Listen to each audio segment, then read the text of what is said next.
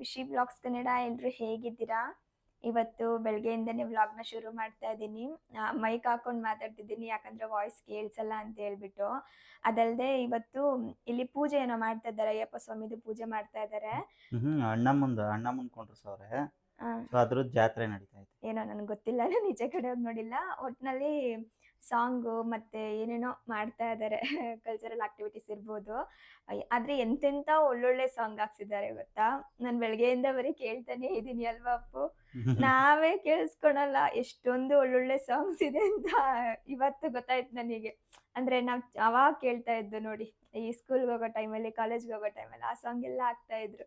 ಚೆನ್ನಾಗಿತ್ತು ಒಂಥರ ಇವತ್ತು ಬೆಳಗ್ಗೆ ಕೇಳಿಸ್ಕೊಳ್ಳಿಕ್ಕೆ. ಇನ್ನು ವಾಯ್ಸ್ ನಂದು ನಿಮಗೆ ಕೇಳಲ್ಲ, ಡಿಸ್ಟರ್ಬ್ ಆಗುತ್ತೆ ಅಂತ ಮೈಕ್ ಹಾಕೊಂಡು ಮಾತಾಡ್ತಿರೋದು. ಹಾಗೆ ಇನ್ನೊಂದು ವಿಷಯ ಕೂಡ ಹೇಳಬೇಕು.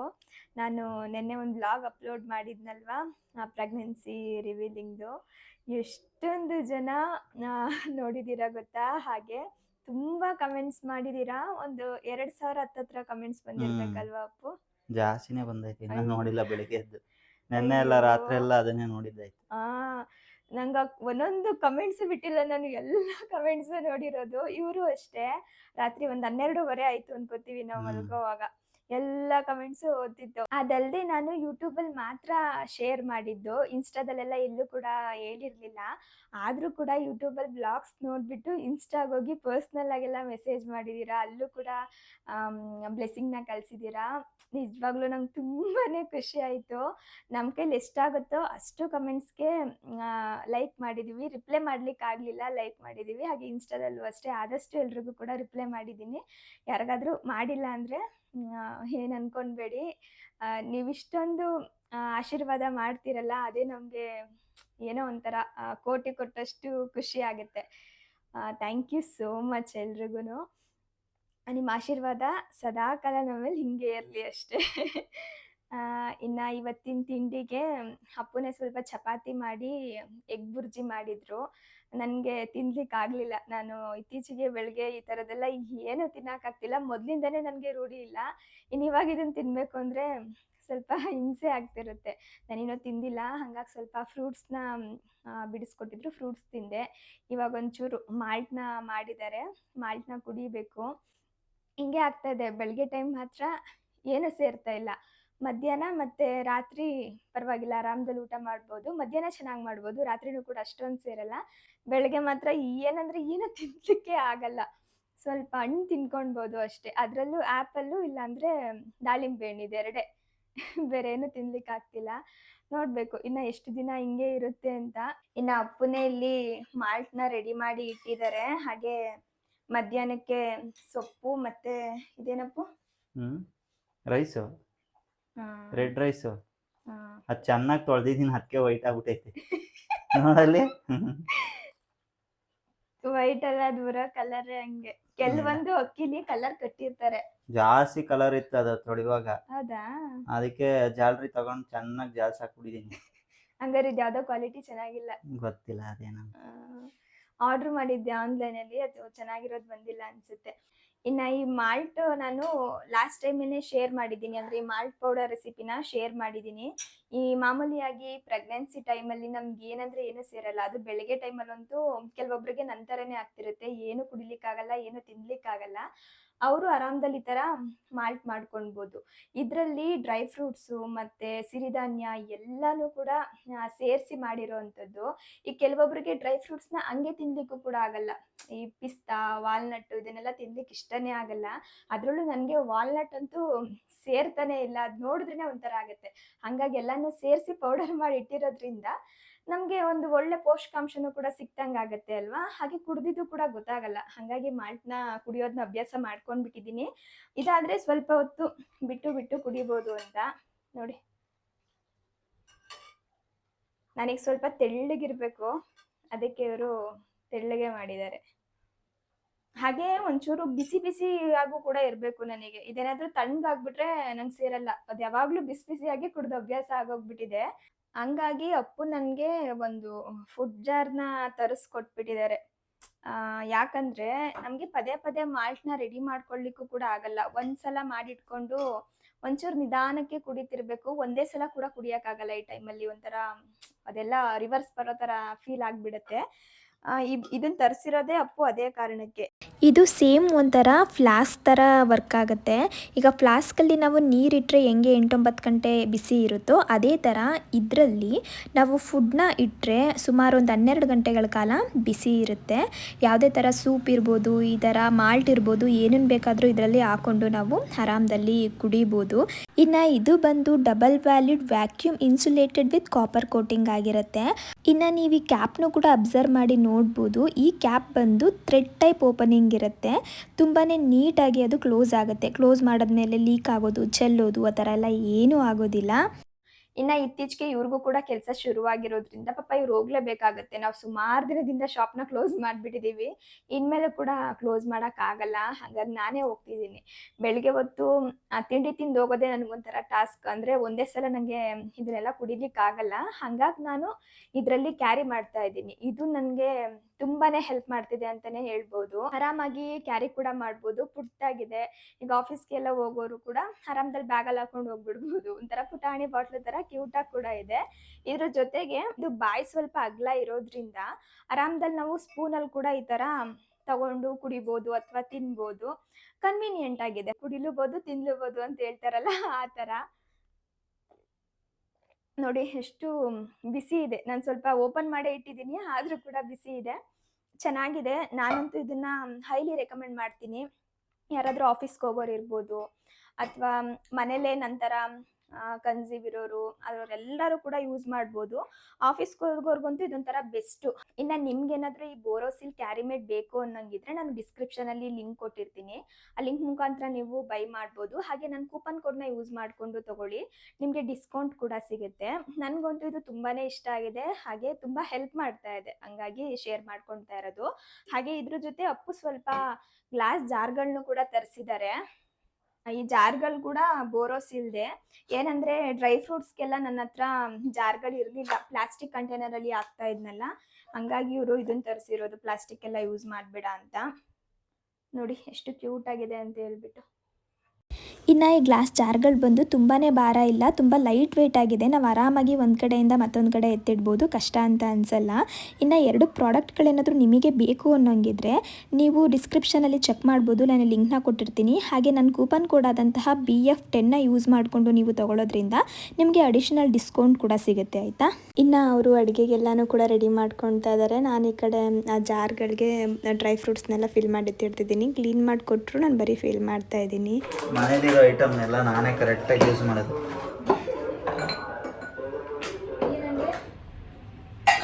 ನೋಡಿ ತಂದು ಒಂದಿನಾರು ಯೂಸ್ ಮಾಡಿದ್ದೀರ.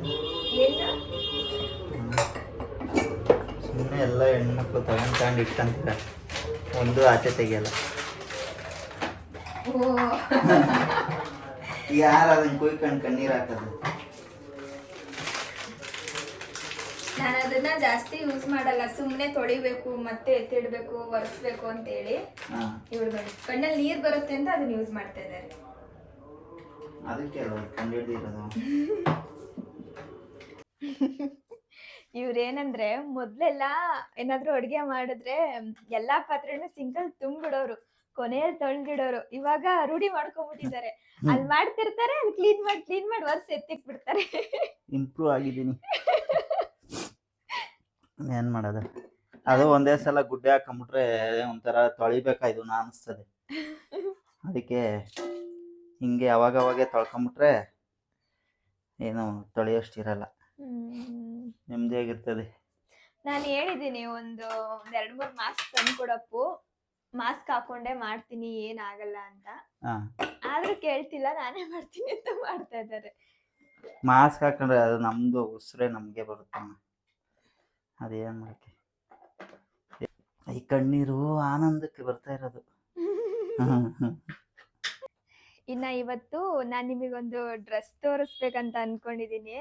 ಈ ಡ್ರೆಸ್ಸು ಇದನ್ನ ನಾನು ಒಂದು 2 ತಿಂಗಳಿಗಿಂತ ಮುಂಚೆ ಮಲ್ಲೇಶ್ವರಂಗೆ ಹೋಗಿದ್ದು, ಆಯಿತಾ. ಮಲ್ಲೇಶ್ವರಂಗೆ ಹೋದಾಗ ಒಂದು ಶಾಪಲ್ಲಿ ಒಂದು ಡಾಲ್ಗೆ ಹಾಕಿದ್ರು. ತುಂಬ ಅಂದರೆ ತುಂಬ ಚೆನ್ನಾಗಿ ಕಾಣಿಸ್ತಿತ್ತು. ಆ ಲೈಟಿಂಗ್ಸ್ಗೆಲ್ಲ ಇದು ಒಂಥರ ಕ್ರೀಮ್ ಕಲರ್ ಇರೋದ್ರಿಂದ ಸಖತ್ ಅಟ್ರಾಕ್ಟಾಗಿ ಕಾಣಿಸ್ತಾ ಇತ್ತು. ಹಂಗಾಗಿ ನಾನು ಇವ್ರಿಗೆ ಹೇಳಿದ್ದೆ, ಅಪ್ಪು ಅದನ್ನ ತಗೊಂಡೋಗೋಣ ಅಪ್ಪು ಅಂತೇಳಿ. ಅವತ್ತು ಏನಾಯ್ತಂದ್ರೆ ಫುಲ್ಲು ಜಾಮ್ ಆಗ್ಬಿಟ್ಟಿತ್ತು. ನಾವು ಹೋಗಿದ್ದೆ ಸಂಜೆ ಆಯ್ತಾ, ಒಂದು 6:30, 6:45 ಸಮಯದಲ್ಲಿ. ಆ ಸಮಯದಲ್ಲಿ ತುಂಬಾ ಜನ ಇದ್ರು, ತುಂಬಾನೇ ಕ್ರೌಡ್ ಇತ್ತು. ನಾವು ಒಳಗಡೆ ಹೋಗ್ಲಿಕ್ಕೂ ಕೂಡ ಆಗ್ಲಿಲ್ಲ. ಕಾರಲ್ಲಿ ಬೇರೆ ಹೋಗಿದ್ವಾ, ಇನ್ನ ಪಾರ್ಕಿಂಗ್ ಎಲ್ಲ ಹುಡುಕೊಂಡು ಹೋಗೋ ಅಷ್ಟ್ರಲ್ಲಿ ಲೇಟ್ ಆಗ್ಬಿಡತ್ತೆ ಅಂದ್ಬಿಟ್ಟು, ಇನ್ನೊಂದ್ ದಿನ ಬಂದಾಗ ತಗೊಳ್ಳೋಣ ಬಿಡು ಅಂತೇಳಿ ವಾಪಸ್ ಬಂದ್ಬಿಟ್ಟು. ನಾನು ಆಮೇಲೆ ಮರ್ತ್ಬಿಟ್ಟೆ ಆ ಡ್ರೆಸ್ ಕಡೆ ಏನ್ ನಾನು ಅಷ್ಟೊಂದು ಗಮನ ಕೊಡ್ಲಿಲ್ಲ. ನೆನ್ನೆ ಹೋಗಿ ಈ ಡ್ರೆಸ್ನ ತಗೊಂಡ್ ಬಂದಿದ್ದಾರೆ. ನಾನ್ ನೋಡಿನೇ ನಂಗೊಂಥರ ಶಾಕ್ ಆಗೋಯ್ತು. ಅಯ್ಯೋ ಇದನ್ನ ಯಾವತ್ತೋ ನೋಡಿದ್ನಲ್ಲ ನಾನು ಅಂತ ಹೇಳ್ಬಿಟ್ಟು ಅವಾಗ ಹೇಳಿದ್ರು, ಅವತ್ತೊಂದಿನ ನೋಡಿ ನೀನ್ ಇಷ್ಟ ಆಯ್ತು ಅಂತ ಹೇಳಿದ್ದಲ್ಲ ಆ ಡ್ರೆಸ್ಸು ಅಂತ ಹೇಳ್ಬಿಟ್ಟು. ನನ್ಗೆ ಏನಪ್ಪ ಇವಾಗ ತಗೊಂಡ್ ಬಂದಿದ್ದಾರೆ, ಏನು ಇಲ್ಲ ಅಂದ್ರೆ ಏನು ಬರ್ಡೇ ಇಲ್ಲ ಏನಿಲ್ಲ ಅಂತ ಎಲ್ಲ ಕೇಳಿದ್ಕೆ ಹೇಳ್ತಿದ್ರು. ನಿನ್ನ ಈ ತರ ಡ್ರೆಸ್ ಎಲ್ಲ ಹಾಕೊಳ್ಲಿಕ್ ಆಗಲ್ಲ ಅಲ್ವಾ, ಅಂದ್ರೆ ಇನ್ ಮುಂದೆ ಹಾಕೊಳ್ಲಿಕ್ ಆಗಲ್ಲ ಅಲ್ವಾ, ಹಂಗಾಗಿ ಇವಾಗ್ಲೇ ಆಸೆ ಈಡೇರಿಸ್ಕೊಂಡ್ಬಿಡು ಅದಕ್ಕೆ ತಗೊಂಡ್ ಬಂದೆ ಅಂತ. ಇದೆಷ್ಟು ಕಾಸ್ಟ್ಲಿ ಅಂದೆ ಗೊತ್ತಾ, ನನಗೆ ರೇಟ್ ಕೂಡ ಕೇಳಿ ಒಂದು ಕ್ಷಣ ಗಾಬರಿ ಆಯಿತು. 6,000 ರೂಪಾಯಿ ಕೊಟ್ಟಿದ್ದಾರೆ ಈ ಡ್ರೆಸ್ಗೆ. ಇದರಲ್ಲಿ ಏನು ಆ ಥರದ್ದು ಇದೆಯೋ ನಂಗೆ ಗೊತ್ತಿಲ್ಲ.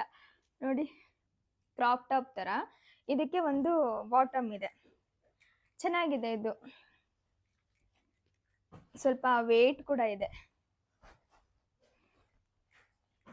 ಕ್ವಾಲಿಟಿ ಚೆನ್ನಾಗಿದೆ. ಆದರೆ ಅಷ್ಟೊಂದು ರೇಟ್ ಕೊಟ್ಟು ತೊಗೊಂಡು ಬಂದಿದ್ದಾರಲ್ಲ ಅಂತ ಬೇಜಾರಾಯಿತು. ನಾನು ಸುಮ್ಮನೆ ತಮಾಷೆ ಕೇಳ್ತಿದ್ದೀನಿ, ಅಡುಗೆ ಏನೇನು ಮಾಡಿದೀಯಾ ಹೇಳಪ್ಪು ಅಂತ. ಅದು ನನಗೆ ಹೇಳ್ತಿದ್ರು. ಅರ್ಧ ಆಗೈತೆ, ಒಂದೇ ಒಂದು ಐಟಮ್ ಮಾಡ್ಬೇಕಷ್ಟೇ. ಏನೇನು ಮಾಡ್ದಪ್ಪು? ಪಲ್ಯ ಮಾಡಿದ್ದೀನಿ ಸೊಪ್ಪುದು. ಎಲ್ಲಿ? ಹ್ಮ್ ಅಯ್ಯೋ ಇದೇನು ಮೆಣಸಿನ್ಕಾಯಿ? ಗೊತ್ತಿಲ್ಲ, ಎಲ್ಲ ಕೈಗೆ ಸಿಕ್ಕಿದ್ದು ಹಾಕಿದೀನಿ. ಅದು ಬ್ಯಾಡಗಿ ಮೆಣಸಿನ್ಕಾಯಿ. ಬ್ಯಾಡಗಿ ಮೆಣಸಿನ್ಕಾಯಿ ಹಾಕ್ಬಾರ್ದು ಪಲ್ಯಕ್ಕೆ. ಮತ್ತೆ ಇನ್ನೊಂದು ಗುಂಟೂರು ಮೆಣಸಿನ್ಕಾಯಿ ಹಾಕ್ಬೇಕು, ಇಲ್ಲಾಂದ್ರೆ ಹಸಿರು ಮೆಣಸಿನ್ಕಾಯಿ ಹಾಕ್ಬೇಕು. ಅದು ಖಾರ ಒಂದೇ ಇರಲ್ಲ ಈಗ. ಸಿಕ್ಕಿದ್ದಲ್ಲಿ ಅದಕ್ಕೆ. ಮತ್ತೆ 2 ಮೊಟ್ಟೆ ನಿನಗೆ ಪ್ರೋಟೀನು. ಆಮೇಲೆ ರೈಸು. ಆಮೇಲೆ ರೈಸ್ ಜೊತೆಗೆ ಗಂಜಿನೂ ಹಂಗೆ ಬಿಟ್ಟಿದ್ದೀನಿ. ಗಂಜಿ ತೆಗಿಲಿಲ್ವಾ? ನಿಂಗೆ ಬೇಕಾಯ್ತದೆ ಅಂತ. ಇವಾಗ ಟೊಮೊಟೊ ಗೊಜ್ಜು ಮಾಡಬೇಕು. ಅದನ್ನು ಮಾಡಿ ತೋರಿಸ್ಬಿಡ್ತೀನಿ ನೋಡು.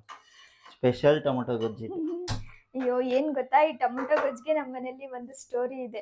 ಏನ್ ಸ್ಟೋರಿ ಅಂತ ಅಂದ್ರೆ, ನಾನ್ ಸ್ವಲ್ಪ ಉಪ್ಪು ಖಾರ ಎಲ್ಲ ಯಾವಾಗ್ಲೂ ಕಮ್ಮಿನೇ ತಿನ್ನೋದು. ನಂಗೆ ಜಾಸ್ತಿ ತಿಂದ ಅಭ್ಯಾಸನೇ ಇಲ್ಲ. ಆದ್ರೆ ಇತ್ತೀಚೆಗೆ ಈ ಟ್ಯಾಬ್ಲೆಟ್ಸ್ ಎಲ್ಲ ತಗೊಳ್ತಾ ಇರೋದ್ರಿಂದ ಸ್ವಲ್ಪ ಬಾಯೆಲ್ಲ ಕಹಿ ಅಂದ್ರೆ ಕಹಿ ಆಗೋಗ್ಬಿಟ್ಟಿದೆ. ಬೆಳಗ್ಗೆ ಎದ್ದ ತಕ್ಷಣ ಫುಲ್ ಕಹಿ ಅನ್ಸುತ್ತೆ ಬಾಯೆಲ್ಲ. ಹಂಗಾಗಿ ಅವ್ರಿಗೆ ಹೇಳಿದ್ದೆ, ಅಪ್ಪು ಏನಾದ್ರೂ ಖಾರವಾಗಿ ಮಾಡ್ಕೊಡಪ್ಪು ಅಂತ ಹೇಳ್ಬಿಟ್ಟು ಅವಾಗ ಟೊಮೊಟೊ ಗೊಜ್ಜು ಮಾಡ್ಕೊಟ್ಟಿದ್ರು. 1 ವಾರ ಆಯ್ತಾ ಅಪ್ಪು?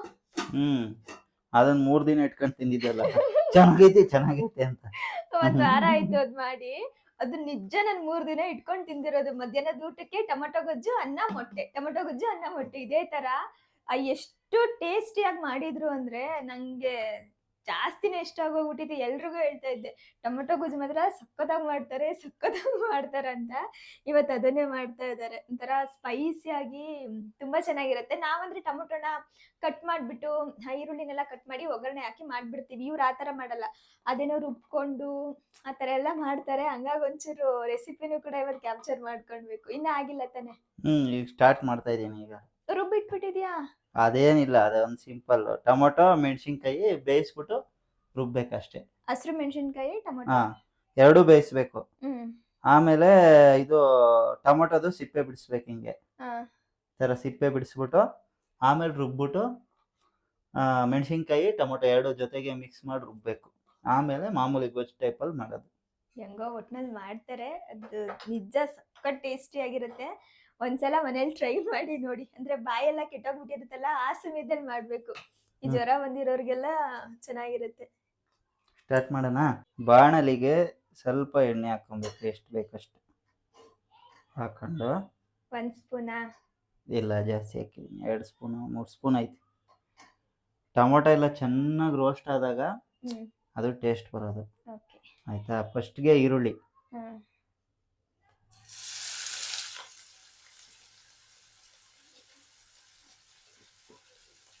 ಈರುಳ್ಳಿನ ಸ್ವಲ್ಪ ವೈಟ್ಗೆ ಆಗೋಷ್ಟು ಫ್ರೈ ಮಾಡ್ಕೊಬೇಕು.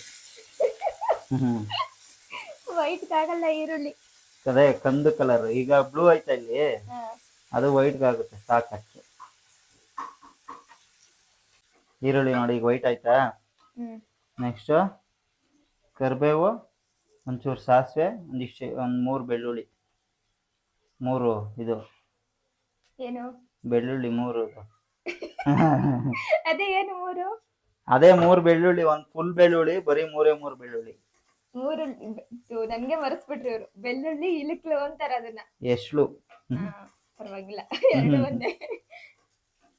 ನೋಡ ಬರೀ ಇಷ್ಟಕ್ಕೆ ನಿಂಗೆ ಗಮ್ ಅಂತ ಐತೆ ಈರುಳ್ಳಿ ಪಲ್ಯ ತರ. ಚೆನ್ನಾಗಿದೆ. ಸಾಸಿವೆ ಮಾತ್ರ ಹಾಕಲ್ಲ ಇವ್ರು. ಇವ್ರಿಗೆ ಸಾಸಿವೆ ಅಂದ್ರೇನೆ ಇಷ್ಟ ಇಲ್ಲ. ಹಾಕಿದೀನಿ, ಅಷ್ಟೇ ಹಾಕ್ಬೇಕು. ಇನ್ನೇನು ಒಂದೊಂದು ಇಡೀ ಹಾಕ್ತಾರ ಸಾಸಿವೆ? ಒಂದೊಂದು ಇಷ್ಟೇ ಎರಡೆರಡು ಕಾಳು ಹಾಕ್ಬೇಕು. ನೀವೆಲ್ಲ ಜಾಸ್ತಿ ಹಾಕ್ತೀರಾ.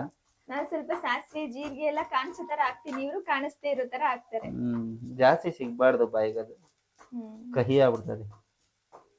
ಇನ್ನ ಕೆಲವೊಬ್ರು ಕೇಳ್ತಾ ಇರ್ತೀರಾ, ನೀವು ಮಡಿಕೆಲಿ ಅಡಿಗೆ ಮಾಡೋದ್ನೆಲ್ಲ ನಿಲ್ಸ್ಬಿಟ್ಟಿದೀರಾ ಅಂತ ಹೇಳ್ಬಿಟ್ಟು. ಹಂಗೇನಿಲ್ಲ, ಮಾಡ್ತಾ ಇರ್ತೀವಿ, ಅವರು ಮಾಡ್ತಾ ಇರ್ತಾರೆ. ನಾನ್ ಮಾಡ್ದಾಗೂ ಆಲ್ಮೋಸ್ಟ್ ಮಡಿಕೆನೆ ಯೂಸ್ ಮಾಡೋದು. ಇವ್ರಿಗೆ 2 ಸಲ ತೋರಿಸಿದ್ದೆ ಯಾವ ತರ ಮಾಡ್ಬೇಕಂತ, ಅಭ್ಯಾಸ ಮಾಡ್ಕೊಂಡ್ಬಿಟ್ಟಿದ್ದಾರೆ. ಆಫ್ ಆಗಿದೆ ಗ್ಯಾಸು. ಅದು ಸೀದೋಯ್ತೈತೆ, ಅದಕ್ಕೆ ಆಫ್ ಮಾಡ್ಬಿಟ್ಟೆ. 2 ಸಲ ರೂಢಿ ಆದ್ರೆ ಆರಾಮದಲ್ಲಿ ಮಡಿಕೆಲೆ ಮಾಡ್ಬೋದು. ಅದ್ರಲ್ಲೂ ಈ ಸೊಪ್ಪಿನ ಪಲ್ಯ ಮತ್ತೆ ಇದು ಬಾಯ್ಲ್ಡ್ ರೈಸ್ ಎಲ್ಲ ಮಡಿಕೆಲಿ ಮಾಡಿದ್ರೆ ಚೆನ್ನಾಗಿ ಟೇಸ್ಟ್ ಇರುತ್ತೆ ಅದ್ರಲ್ಲಿ. ಇವಾಗ ನೋಡು ರುಬ್ಬಿರೋದು ಮಿಕ್ಸು. ಕೊತ್ತಂಬರಿ ಸೊಪ್ಪು ಹಾಕಿರೋದಾ? ಇದ್ರೊಳಗಡೆ ಒಂಚೂರು ಕೊತ್ತಂಬರಿ, ಅದನ್ನ ಡೈರೆಕ್ಟ್ ಹಾಕ್ಬೋದು, ಹಿಂಗೂ ಹಾಕೊಬಹುದು ಮಿಕ್ಸ್. ಟೊಮೊಟೊ ಎಷ್ಟು? ಟೊಮೊಟೊ ಇದ್ರೊಳಗಡೆ 3 ಮಿಕ್ಸ್ ಮಾಡಿ ಹಾಕಿದೀನಿ, ಬೇಯಿಸಿರೋದು. ಹಸಿದು ಇಟ್ಕೊಂಡಿದೀನಿ, ಯಾಕೆ ಅಂದ್ರೆ ಫ್ಲೇವರ್ ಬರ್ಬೇಕಲ್ಲ, ಹಸಿದು ಹುಳಿ ಫ್ಲೇವರ್ ಜಾಸ್ತಿ ಬರ್ಬೇಕಲ್ಲ. ಅದೇನಾಗಿರುತ್ತೆ, ಮೆಣಸಿನ್ಕಾಯಿ ಜೊತೆ ಮಿಕ್ಸ್ ಆಗ್ಬಿಟ್ಟಿರುತ್ತೆ. ಸೊ ಅದೆರಡು ರಿಯಾಕ್ಷನ್ ಆಗಿ ಬೇರೆ ಟೇಸ್ಟ್ ಬಂದಿರುತ್ತೆ. ಸೊ ಇವಾಗ ಎರಡು ಮಿಕ್ಸ್ ಮಾಡ್ಬಿಟ್ಟು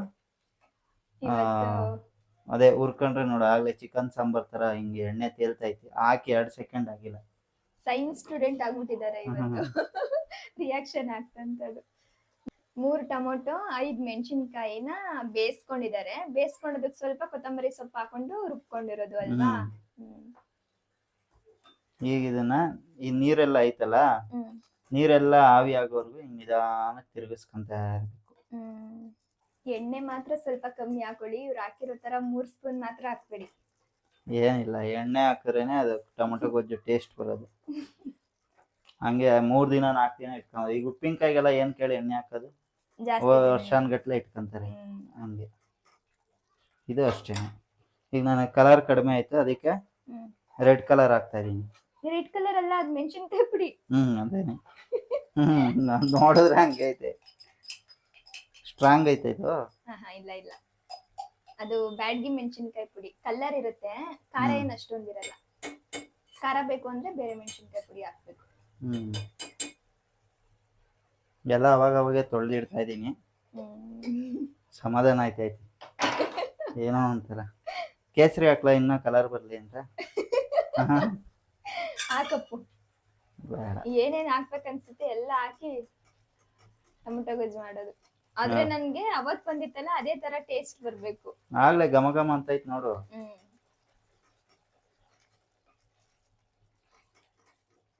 ಇನ್ನ ಇದ್ ನೀರೆಲ್ಲ ಹೋಗಿ ಗೊಜ್ಜು ತರ ಆಗ್ಬೇಕು. ಅಲ್ಲಿವರೆಗೂ ನಿಧಾನಕ್ಕೆ ಹಿಂಗೆ ಅದೇನೋ ಅಂತಾರಲ್ಲ, ಕದಡಿಸಬೇಕು. ದಪ್ಪ ದಪ್ಪ ಹಸಿದು ಹಾಕಿದೀನಲ್ಲ, ಎಲ್ಲ ಒಂದ್ ಸ್ವಲ್ಪ ಹಿಂಗ್ ಕುಟ್ಟಿದ್ರೆ ಅದು ಹುಳಿ ಫ್ಲೇವರ್ ಎಲ್ಲ ಬಿಡುತ್ತೆ.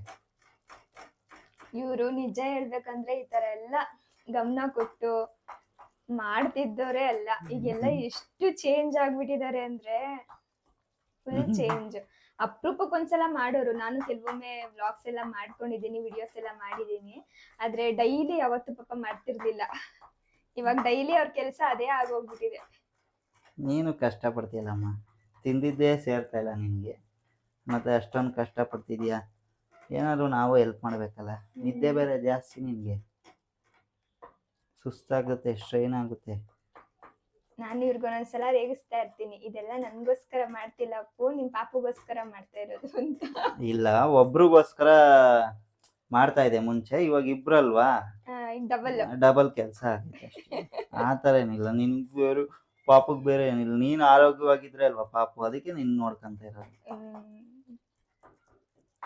ಅದೇ ರೇಗಿಸ್ತಿರ್ತೀನಿ. ಆಮೇಲೆ ಪಾಪು ಬಂದ್ಮೇಲೆ ಪಾಪ ನೋಡ್ಕೊಂತೀರಾ ಎಲ್ರು ಸೇರ್ಕೊಂಡು, ನನ್ ಬಿಟ್ಬಿಡ್ತೀರಾ ಆ ಸಮಯದಲ್ಲಿ ಅಂತ. ಅದೆಲ್ಲಿ ನಿನ್ ಬಿಟ್ಟು ಬರೋದೇ ಇಲ್ಲ, ಅದು ಕಯ್ಯೋ ಅಂತ ಇರ್ತದೆ ಯಾರನ್ನ ಎತ್ಕೊಂಡ್ಬಿಟ್ರೆ. ಈಗ ಸುಕೃತಿ ಇದ್ದಾಳಲ್ಲ ಅವಳು ಅಷ್ಟೇ ಅವ್ರ ಅಮ್ಮಂಗೆ ಜಾಸ್ತಿ ಅಟ್ಯಾಚ್ ಅವ್ರ ಅಮ್ಮನ ಜೊತೆನೆ ಜಾಸ್ತಿ ಇರ್ತಾಳೆ ಅವಳು. ಎಲ್ರ ಜೊತೆನೂ ಇರ್ತಾಳೆ, ಆದ್ರೆ ಅವ್ರ ಅಮ್ಮಂಗ್ ಸ್ವಲ್ಪ ಜಾಸ್ತಿ ಅಟ್ಯಾಚ್ ಆಗ್ಬಿಟ್ಟಿದ್ದಾಳೆ. ಅದನ್ನ ನೋಡಿ ಇವ್ರು ಇದನ್ನ ಹೇಳ್ತಿರೋದು.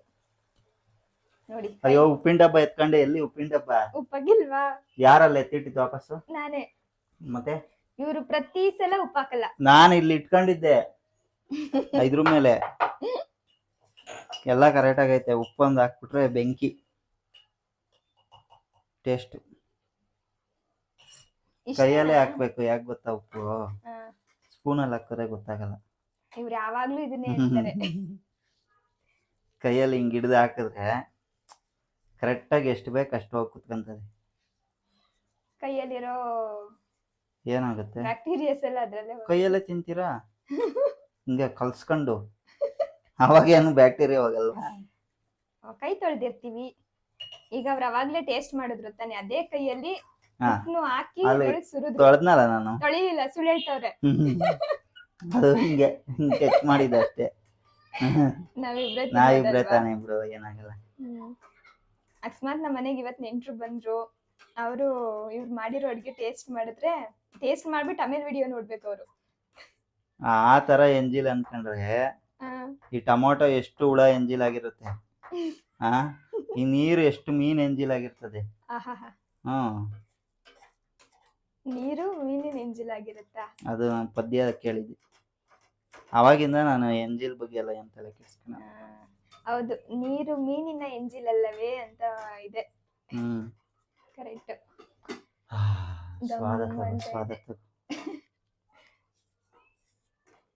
ಅದ್ ನೋಡಕ್ಕೆ ಎಷ್ಟು ಚೆನ್ನಾಗೈತಿ. ಫೋನಲ್ಲಿ ಏನ್ ಅಷ್ಟೊಂದ್ ಚೆನ್ನಾಗಿ ಕಾಣಿಸ್ತಾ ಇಲ್ಲ. ವಿಡಿಯೋ ಮಾಡಕ್ ಬರಲ್ಲ. ಗಮ್ಮಂತ ಇದೆ ಮಾತ್ರ. ನಂಗ್ ಬಾಯಲ್ಲಿ ನೀರ್ ಬರ್ತಿದೆ. ನನ್ಗೆ ಬಾಯಿ ಕೆಟ್ಟಿರೋದಕ್ಕೂ ಅದಕ್ಕೂ ಅನ್ನ ಹಾಕೊಂಡ್ ಕಲ್ಸ್ಕೊಂಡ್ ತಿಂತಾ ಇದ್ರೆ. ಆದ್ರೆ ಇದಕ್ಕೆ ವೈಟ್ ಅನ್ನ ಮಾಡ್ಬೇಕು, ಸಕ್ಕತ್ತಾಗಿರತ್ತೆ. ನಿನಗಿಷ್ಟ ಅನ್ಬಿಟ್ಟು ಅದನ್ನ ಮಾಡ್ದೆ ಅಷ್ಟೇ. ಸಾಯಂಕಾಲಕ್ಕೆ ಮಾಡ್ಕೊಂತೀನಿ ನಾನು ವೈಟ್ ರೈಸ್ ನ. ಇಲ್ಲ, ಆಂಟಿ ಮನೆಗೆ ಹೋಗಿ ಒಂದ್ ಪಾತ್ರೆ ಇಸ್ಕೊಂಡ್ಬಿಡ್ತೀನಿ. ನೀನ್ ಬೇಡ ಅಂದ್ರೆ ಅವರೇ ತಂದು ಕೊಡ್ತಾ ಇರ್ತಾರೆ. ನಾನೇ ಹೋಗಿ ಆಂಟಿ ಇವತ್ತು ಸಾಂಬಾರ್ ಬೇಡ, ಒಂದ್ ಪಾತ್ರೆ ಅನ್ನ ಕೊಡಿ ಅಂತೀನಿ. ಈಗ ಟೇಸ್ಟ್ ಮಾಡ್ತೀನಿ ನೋಡು, ಇನ್ನ ಸ್ವಲ್ಪ ಬೇಯಬೇಕು.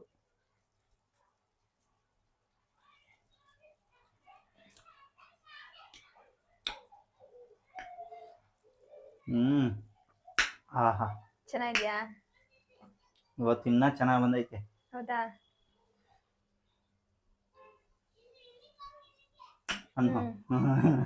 ಚೆನ್ನಾಗಿದೆ.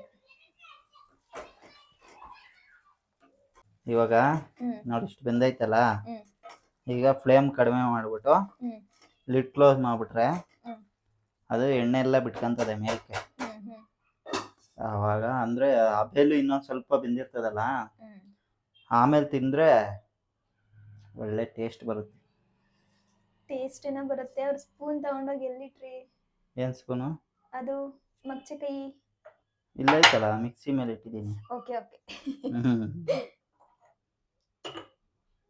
ಓಹ್, ನಾನೇನ್ ಗಲೀಜ್ ಮಾಡ್ತಾ ಇಲ್ಲ, ನೋಡ್ತಾ ಇಲ್ವಾ? ಎಲ್ಲ ನೀಟಾಗಿ ಇಟ್ಕೊಂಡಿಲ್ವಾ? ಈಗ ನೋಡಿ, ಇದನ್ನ ಹಂಗೆ ತೊಳ್ದಾಕ್ಬಿಡ್ತೀನಿ ಇಷ್ಟೊಂದು. ಮುಗೀತು, ಅಡಿಗೆ ಕೆಲಸ ಮುಗೀತು.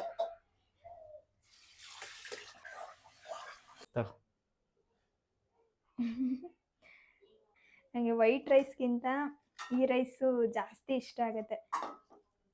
ಚೆನ್ನಾಗಿರುತ್ತೆ. ಸ್ವಲ್ಪ ತಿಂದ್ರೆ ಸಾಕು, ಹೊಟ್ಟೆ ತುಂಬ್ದಂಗ ಅನ್ಸುತ್ತೆ ಅಲ್ವಾ ಅಪ್ಪು? ಕರೆಕ್ಟಾಗಿ ಇಬ್ರಿಗೆ ಎಷ್ಟು ಬೇಕು ಅಷ್ಟು ಮಾಡಿದೀನಿ ನೋಡು. ಇದು ಅಳತೆ ಮಾಡೋದು ನಿನ್ ಕೈಲಾಗುತ್ತಾ? ನಾನು ಸ್ವಲ್ಪ ಎಕ್ಸ್ಟ್ರಾ ಮಾಡ್ತೀನಿ. ಇನ್ನು ಊಟ ಎಲ್ಲ ಮುಗಿಸ್ಕೊಂಡು ನಾನು ಶಾಪ್ಗೂ ಕೂಡ ಹೋಗಿದ್ದೆ. ಅವ್ರಿಗೆ ಸ್ವಲ್ಪ ಲ್ಯಾಬಲ್ಲಿ ಕೆಲಸ ಇತ್ತು, ಅದು ಮುಗಿಸ್ಕೊಂಡು ಬಂದುಬಿಡಲಿ ಅಂತ. ಇನ್ನು ನೋಡ್ತಿದ್ದಂಗೆ ಸಂಜೆ ಆಗೇ ಹೋಯಿತು. ಡ್ರಾ ಬಂದೈತೆ ನೋಡಿ ಅಂತ. ಅಂದರೆ ಇದೆಲ್ಲ ಇದಕ್ಕೆ ಕಿಚನ್ಗೆ ಹಾಕ್ತಾರಲ್ಲ, ಆ ಥರದ ರ್ಯಾಲಿಗಳು ಹಾಕಿರೋದು. ಎಳ್ಬಿಟ್ಟು ಸುಮ್ಮನೆ ತಳ್ಳಿದ್ರೆ ಅದೇ ಹೋಗಿ ಕಚ್ಕೊಂತ ಚೆನ್ನಾಗಿ ಮಾಡಿದಾರಲ್ಲ. ಅದು ನಮ್ಗೆ ಎಷ್ಟು ಜಾಗ ಬೇಕು ಅಷ್ಟು ಜಾಗದಲ್ಲಿ ನೀಟಾಗಿ ಮಾಡಿಕೊಟ್ಟಿರೋದು. ಪ್ರಿಂಟ್ರು ಎಳಿಬೋದು ಗೊತ್ತಾ? ಹೌದಾ? ಹಾಂ, ಎಳಿನಾ? ಎಳಿ. ಓ, ಅಲ್ಲಿ ಪೇಪರ್ ಹಾಕ್ಬಿಟ್ಟು ಒಳಗೆ ತಳ್ಳೋದು. ಪರವಾಗಿಲ್ಲ, ಚೆನ್ನಾಗಿ ಮಾಡಿದ್ದಾರೆ. ಇದು ಏನಂದ್ರೆ ನಾವು ಒಂದ್ಸಲ ಆ ಮನೇಲಿ ಇದ್ದು ನೋಡಿ, ಮೊದಲು ಚಿಕ್ಕ ಮನೇಲಿ ಇದ್ವಲ್ಲ, ಅವಾಗ ಒಂದು ಇದೇ ತರದ್ದು ಕಬೋರ್ಡ್ ಮಾಡಿಸಿದ್ದೆ. ಅವಾಗ್ಲೂ ಅಣ್ಣನೇ ಮಾಡ್ಕೊಟ್ಟಿದ್ದು. ಅದಿನ್ನ ಎಷ್ಟು ಚೆನ್ನಾಗಿದೆ ಅಂದ್ರೆ ನಾನು ಈ ಮನೆಗೆ ಬಂದಾಗ್ಲೂ ಹಂಗೆ ಹುಷಾರಾಗಿ ಇಟ್ಕೊಂಡಿದ್ದೀನಿ, ಬುಕ್ಸ್ನೆಲ್ಲ ಜೋಡಿಸಿ, ಎಲ್ಲೂ ಆಡ್ಬಿಡೋದು ಬೇಡ ಅಂತ. ಇಲ್ಲಿಗೆ ಬೇಕಿತ್ತು, ಈ ಮಷಿನ್ನ ಹಂಗೆ ಇಟ್ಬಿಟ್ಟಿದ್ದು, ಧೂಳೆಲ್ಲ ಹೋಗಿ ಕುತ್ಕೊಳೋದು, ಹಾಗಾಗಿ ಇಲ್ಲಿಗೆ ಒಂದು ಮಾಡ್ತಿರೋದು. ಅದಲ್ಲದೆ ಈ ಫೋಟೋ ಪೇಪರು, ಅದು ಇದು ಶೀಟ್ಸು, ಅದನ್ನೆಲ್ಲ ಹಾಕೊಳ್ಳಿಕ್ಕೂ ಸ್ವಲ್ಪ ಜಾಗ ಬೇಕಿತ್ತಲ್ಲ. ಇದು ಕ್ಯಾಶ್ ಇಕ್ಕೊಂಬೋದು, ಕೆಳಗಡೆ ಸ್ಟೋರೇಜು, ಕೆಳಗಡೆ ಏನು ಬೇಡ, ಇಲ್ಲಿಗೆ ಎಲ್ಲ ಕ್ಯಾಶ್ ಫೋಟೋ ಶೀಟು ಮತ್ತು A4 ಶೀಟ್ ಎಲ್ಲ ಇಲ್ಲಿ ಇಟ್ಬಿಡ್ತಲ್ಲ. ಚೆನ್ನಾಗಿ ಮಾಡಿಕೊಟ್ಟಿದ್ದಾರೆ. ಇದು ಕಾಂಟ್ಯಾಕ್ಟ್ ನಂಬರ್ ಬೇಕಿದ್ರೆ ನಾನು ಸ್ಕ್ರೀನ್ ಮೇಲೆ ಹಾಕಿರ್ತೀನಿ, ಇಲ್ಲ ಡಿಸ್ಕ್ರಿಪ್ಷನಲ್ಲಿ ಕೊಟ್ಟಿರ್ತೀನಿ. ಒಂದ್ಸಲ ಏನಾದರೂ ನಿಮ್ಮ ಮನೇಲಿ ಏನಾದರೂ ಮಾಡಿಸ್ಕೊಳಂಗಿದ್ರೆ ಕಾಲ್ ಮಾಡಿ, ನಿಮ್ಮ ಫ್ರೆಂಡೇನೆ ಚೆನ್ನಾಗಿ ಮಾಡಿಕೊಡ್ತಾರೆ. ಇನ್ನಿವತ್ತು ಲೇಖಮ್ಮಂದು ಬರ್ತ್ಡೇ ಕೂಡ ಇತ್ತು. ನೆನ್ನೆನೇ ನಾನು ಕೇಕ್ನ ಆರ್ಡರ್ ಕೊಟ್ಟು ಬಂದಿದ್ದೆ. ಇವತ್ತು ಹಂಗೆ ಶಾಪ್ನ ಕ್ಲೋಸ್ ಮಾಡಿಕೊಂಡು ಹೋಗ್ತಾ ತೊಗೊಂಡೋಗೋಣ ಅಂತೇಳಿ ನಾವು ಕೂಡ ಹೊರಟು. ನಾನು ಸ್ವಲ್ಪ ಸರ್ಪ್ರೈಸ್ ಕೊಡೋಣ ಅಂತ ಹೇಳ್ಬಿಟ್ಟು ಬ್ಲ್ಯಾಕ್ ಫಾರೆಸ್ಟ್ ಕೇಕ್ಗೆ ರೆಡ್ ವೆಲ್ವೆಟ್ ಡಿಸೈನ್ ಮಾಡಿಸಿದ್ದೆ. ಅಂದರೆ ರೆಡ್ ವೆಲ್ವೆಟ್ ಕೇಕಿಗೆ ಮೇಲ್ಗಡೆ ಹಾಕಿರ್ತಾರೆ ನೋಡಿ, ರೆಡ್ ಕಲರ್ದೇನೋ, ಅದನ್ನು ಮೇಲ್ಗಡೆ ಹಾಕಿ ಒಳಗಡೆ ಬ್ಲ್ಯಾಕ್ ಫಾರೆಸ್ಟ್ ಕೇಕ್ ಇರಲಿ ಅಂತ. ಒಂಥರ ಟೇಸ್ಟು ಚೆನ್ನಾಗಿತ್ತಂತೆ, ಎಲ್ರಿಗೂ ಕೂಡ ಇಷ್ಟ ಆಯಿತು. ಇಲ್ಲಿ ಸುಕೃತಿ ಹೇಳ್ತಿದ್ದಾಳೆ ಪಿಂಕ್ ಕಲರ್ ಕೇಕ್ ಕೊಡಿಸಿ ನನಗೆ ಅಂತ. ಇನ್ನು ಗಿಫ್ಟ್ನು ಕೂಡ ತಗೊಂಡು ಮನೆಗೆ ಬಂದು ಆಮೇಲೆ ಹೋಗೋಣ ಅಂತ. ಇನ್ನು ಇವಾಗ ಮನೆಗೆ ಬಂದು ಲೇಖಮ್ಮನ ಬರ್ಡೇ ಅಲ್ವಾ, ಅದಕ್ಕೆ ಕೇಕ್ನ ಆರ್ಡರ್ ಮಾಡಿದ್ದೆ ನಿನ್ನೆ. ಇವಾಗ ಬರುವಾಗ ಹಂಗೆ ಕೇಕ್ ತೊಗೊಂಡು ಅಲ್ಲಿ ಬಂದು ಗಿಫ್ಟ್ನ ತೊಗೊಂಡು ಬಂದೆ. ನೋಡಿ, ಪುಟ್ಟ ಇಯರಿಂಗ್ ಕಾಣ್ತಾನೆ ಇಲ್ಲ. ಈಗ ಕಾಣಿಸ್ತಾ ಇದೆ, ಫೋಟೋ ಹಾಕ್ತೀನಿ ಬಿಡು. ಇವಾಗೆಲ್ಲ ಇದು ಈ ಡಿಸೈನೇ ಸ್ವಲ್ಪ ಟ್ರೆಂಡಿಂಗಲ್ಲಿರೋದು, ಎಲ್ಲರೂ ಹಾಕ್ಕೊಂಡಿರ್ತಾರೆ. ಅವಳಿಗೆ ಇಲ್ಲಿಗೆ ಹೊಲ ಹಾಕ್ಕೊಳ್ಬೇಕಂತ ಆಸೆ ಅಂತೆ. ಯಾವಾಗೋ ಒಂದ್ಸಲ ಆಂಟಿ ಹತ್ರ ಹೇಳಿದ್ಲಂತೆ, ಹಾಗಾಗಿ ಅದನ್ನೇ ತೊಗೊಂಡು ಬಂದೆ. ನಾನು ಬ್ರಾಸ್ಲೆಟ್ ತೊಗೊಳ್ಳೋಣ ಅಂದ್ಕೊಂಡೆ, ಹೆಂಗಿದ್ರು ಇದನ್ನು ಹಾಕ್ತಾಳಲ್ಲ, ಇದನ್ನೇ ಹಾಕೊಂಬಿಡ್ಲಿ ಅಂತ ಇದನ್ನು ತೊಗೊಂಡು ಬಂದೆ. ಇವಾಗ ಹೋಗಬೇಕು, ಅವ್ರ ಮನೆಗೆ ಟೈಮ್ ಆಗೇ ಹೋಯಿತು. ಹಾಗೆ ಸುಮಾರು ಜನ ಕೇಳ್ತಾ ಇರ್ತೀರ, ಆಂಟಿ ಯಾರು ನಿಮ್ಮ ರಿಲೇಷನ್ ಅಂತ ಎಲ್ಲ ಹೇಳ್ಬಿಟ್ಟು. ಅವರು ನಮ್ಮ ರಿಲೇಷನ್ ಏನಲ್ಲ, ಪರಿಚಯ, ಇವ್ರ ಕಡೆಯಿಂದ ಪರಿಚಯ. ಅವ್ರ ಮನೆ ಫಸ್ಟ್ ಗೃಹ ಪ್ರವೇಶಕ್ಕೆ ನಮಗೆ ಫೋಟೋ ಆರ್ಡ್ರ್ ಕೊಟ್ಟಿದ್ರು ಅಲ್ವಾ ಅಪ್ಪು, ಫೋಟೋಗ್ರಫಿಗೆ ವಿಡಿಯೋಗ್ರಫಿಗೆಲ್ಲ ನಮಗೆ ಹೇಳಿದರು. ಅವಾಗಿಂದನೂ ಕೂಡ ಪರಿಚಯ. ಬರ್ತಾ ಬರ್ತಾ ಬರ್ತಾ ಲೇಖಮ್ಮ ಮನೆಗೆ ಹೋಗೋಣ. ನಾನು ಬರುವಾಗಾದ್ರೆ ಹೇಳ್ಕೊಂಡು ಬಂದಿದ್ದೆ, ಇವತ್ತು ಲೇಖಮ್ಮನ ಬರ್ಡೇ ಹೋಗೋಣ ಅಂತ, ಅದನ್ನೇ ಹೇಳ್ತಾ ಇದ್ದಾಳೆ. ಸುಕೃತಿ ಮಾತಾಡ್ತಿದ್ಲಲ್ಲ, ಹಂಗಾಗಿ ನನಗೆ ಸರಿಗೆ ಮಾತಾಡ್ಲಿಕ್ಕೆ ಆಗಲಿಲ್ಲ. ಆಗಲೇ ಹೇಳ್ದಂಗೆ ಅವಾಗಿಂದನೂ ಕೂಡ ಅವರು ಪರಿಚಯ. ಹೋಗ್ತಾ ಹೋಗ್ತಾ ಸ್ವಲ್ಪ ಬಾಂಡಿಂಗ್ ಜಾಸ್ತಿ ಆಗಿಬಿಟ್ಟಿದೆ, ಅಂದರೆ ಫ್ಯಾಮಿಲಿಯವ್ರ ಥರನೇ ಆಗೋಗ್ಬಿಟ್ಟಿದ್ದೀವಿ. ನಾವೊಂಚೂರು ಏನಾದರೂ ಆಗ್ತಿಲ್ಲ ಅಂದ್ರೂ ಆಂಟಿ ಪಟ್ಟಂತ ಬರ್ತಾರೆ, ಏನಾದರೂ ಸರಿ ಮಾಡ್ಕೊಬಂದು ಕೊಟ್ಟೋಗ್ಬಿಡ್ತಾರೆ. ಈ ಥರ ಒಂಥರ ಫುಲ್ಲು ಕ್ಲೋಸ್ ಆಗಿಬಿಟ್ಟಿದ್ದೀವಿ ಅಷ್ಟೇ. ಇನ್ನು ನಾವು ಬರೋ ಅಷ್ಟರಲ್ಲಿ ಲೇಖಮ್ಮ ಮತ್ತು ಆಂಟಿ ಚಪಾತಿ ಮತ್ತು ಪನ್ನೀರ್ ಕರಿನ ರೆಡಿ ಮಾಡ್ತಿದ್ರು. ಸುಕೃತಿ ಅಂತೂ ಹೋದ ತಕ್ಷಣ ಬರ್ಡೇ ವಿಶ್ ಮಾಡ್ತಾ ಇದ್ಲು, ಇವತ್ತು ನಿಮ್ಮ ಬರ್ಡೇ ಅಂತ ನಾವು ಗಿಫ್ಟ್ ತೊಗೊಂಡು ಬಂದಿದ್ದೀವಿ, ಕೇಕ್ ತೊಗೊಂಡು ಬಂದಿದ್ದೀವಿ ಅಂತ ಎಲ್ಲ. ಅವಳ ಮಾತು ಅಂದ್ರೇ ಅಷ್ಟು ಕ್ಯೂಟಾಗಿರುತ್ತೆ. ಇನ್ನು ಆಂಟಿಗೂ ಇಷ್ಟ ಆಗ್ಬಿಟ್ಟಿದ್ದಾಳೆ ಅವಳು. ನಾವು ಏನಾದರೂ ಒಂದು ಮನೆಯಲ್ಲಿ ಮಾಡ್ತಾಯಿದ್ದೀವಿ, ಏನೋ ಒಂದು ಎಲ್ಲರೂ ಒಟ್ಟಿಗೆ ಇದ್ದೀವಿ ಅಂತ ಅಂದರೆ ಸುಕೃತಿನೇ ಇರಬೇಕು. ಅವಳಿದ್ರೆ ಆವತ್ತಿನ ದಿನ ಕಂಪ್ಲೀಟ್ ಆಯಿತು ಅಂತ, ಇಲ್ಲಾಂದರೆ ಕಂಪ್ಲೀಟ್ ಆಯಿತು ಅಂತಲೇ ಅನಿಸಲ್ಲ ನಮಗೆ. ಇನ್ನು ಕೇಕ್ ಕಟ್ ಮಾಡೋಣ ಅಂತ ಮೇಲ್ಗಡೆ ಬಂದಿದ್ದೀವಿ. ಲೇಖಮ್ಮಂದು 18 ಇಯರ್ಸ್ ಕಂಪ್ಲೀಟ್ ಆಯಿತು, ಹಂಗಾಗಿ ಆಂಟಿನೇ ಸಿಂಪಲ್ಲಾಗಿ ಡೆಕೋರೇಷನ್ ಎಲ್ಲ ಅವರೇ ಮಾಡಿದರು. ನಮಗೊಂದು ಇರುತ್ತೆ ಅಲ್ವ, ಹೆಣ್ಮಕ್ಳಿಗೆ 18 ವರ್ಷ ಆದಾಗ ಏನಾದರೂ ಪುಟ್ಟದಾಗಿ ಫ್ಯಾಮಿಲಿಯವರೆಲ್ಲ ಸೆಲೆಬ್ರೇಟ್ ಮಾಡಬೇಕು ಅಂತೇಳಿ. ಅವಳಿಗೂ ಹಂಗೆ ಅನಿಸ್ತಿರ್ಬೋದು ಅಂತ ಅಂದ್ಕೊಂಡು ಮಾಡಿದರು. ತುಂಬ ಚೆನ್ನಾಗಿ ಕಾಣಿಸ್ತಾ ಇತ್ತು. ಹ್ಯಾಪಿ ಬರ್ಡೇ ಅಕ್ಕ ಅಂತ ಹೇಳಿ ಕೊಡಬೇಕು. ಅಕ್ಕ ನೋಡಿ,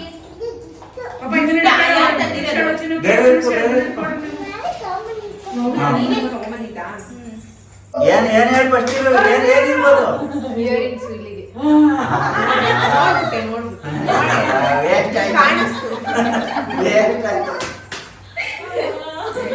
ಚೆನ್ನಾಗಿದೆಯಾ? ಇಷ್ಟ ಆಯ್ತಾ? ಸೂಪರ್. ಈ ಸತಿ ಗೋಲ್ಡ್ ಮೇಲೆ ಗೋಲ್ಡ್. ಇದು ಅವ್ರ ಮಮ್ಮಿ ಕೊಡ್ಸಿರೋ ಗೋಲ್ಡ್, ನನ್ನ ಸೆಲೆಕ್ಷನ್ ಆದ್ರೆ. ಇದು ಓಲ್ಡ್ ಡೇ ಸೆಲೆಕ್ಷನ್, ಇದು ಓಲ್ಡ್ ಡೇ ಸೆಲೆಕ್ಷನ್. ಚೆನ್ನಾಗಿದೆಯಾ? ನಿಂಗೆ ಇಷ್ಟ ಆಯ್ತಾ ಅದು? ಅಣ್ಣನ್ ಮರ್ತ್ಬಿಟ್ರು.